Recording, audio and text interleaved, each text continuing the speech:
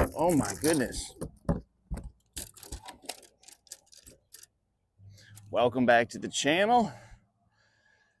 Thank y'all for hanging with me on this Saturday. We just lost one, I don't know, big. I think at least 4 pounds.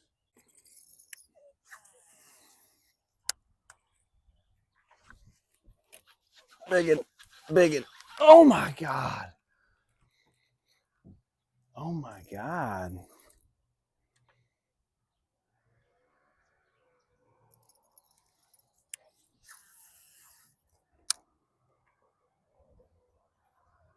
Oh my God. And we just caught one, so maybe we're gonna get a little bit of the tail end of this morning bite on the full moon.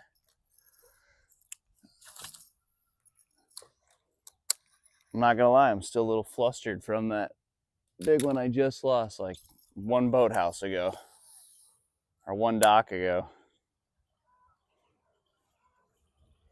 Hopefully continues to go down.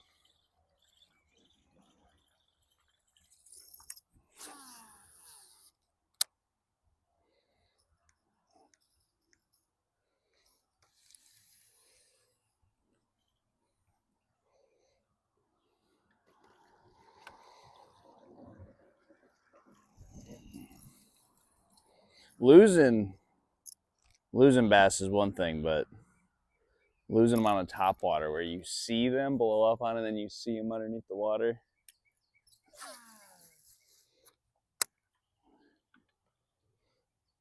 It's hard to recoup.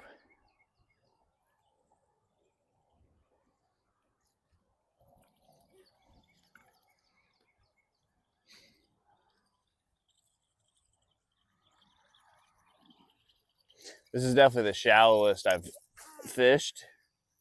We're in the back of a creek and we're kicking up mud. We're way in the back, so I don't know if this is how much more fishable water we have back here. It's a good day to be fishing isolated wood, docks, stumps. It's shallow. But when you have high water, you know, flood conditions, fish are curious. They're gonna venture back a little bit further than they would.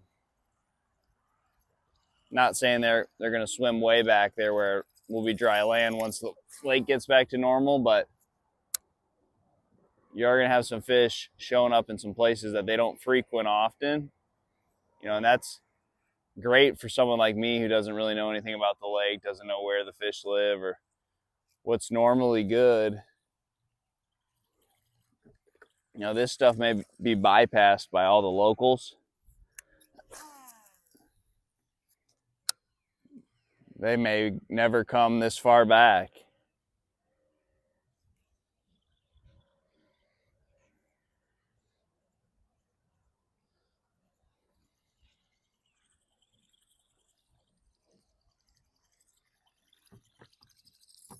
Or they may just stay closer to the creek channel, and maybe those docks over there, they never have enough water on them.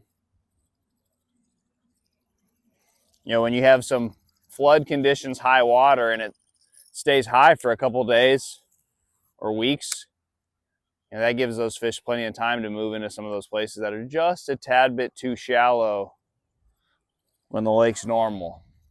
They can get up there and get comfortable and do whatever they're doing. I don't know if they're spawning or they're still pre-spawn.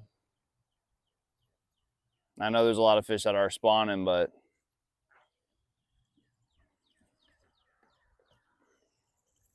just seems like these little areas, these are going to be the first ones to muddy up. These are the ones that are going to have the most current.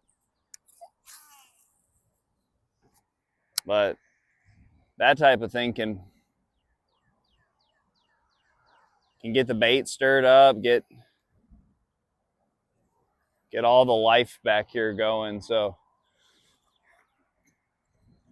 I don't have a lot of time to fish today, but when I saw this, I was like, man, it just looks completely different. I mean, it's the back of a pocket, so you typically always have a population of fish that lives in the back of the pockets. The downside is that when you get a real strong rain, it messes these areas up. And I'm not going to say like they all swim out there, then they swim back. I don't know. I just think they go a couple days without biting pretty often. And then they feed pretty good. You know, I live on a clearer lake.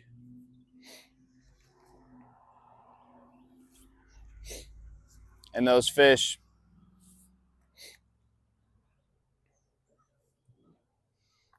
to me, it seems like the population of fish pulls out a little bit.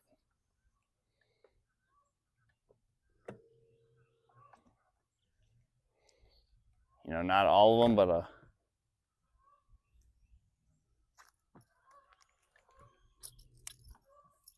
a group of these fish kind of hang around in the vicinity of the back of the pocket.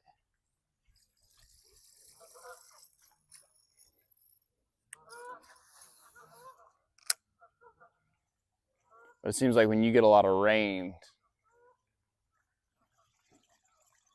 then they get out of there.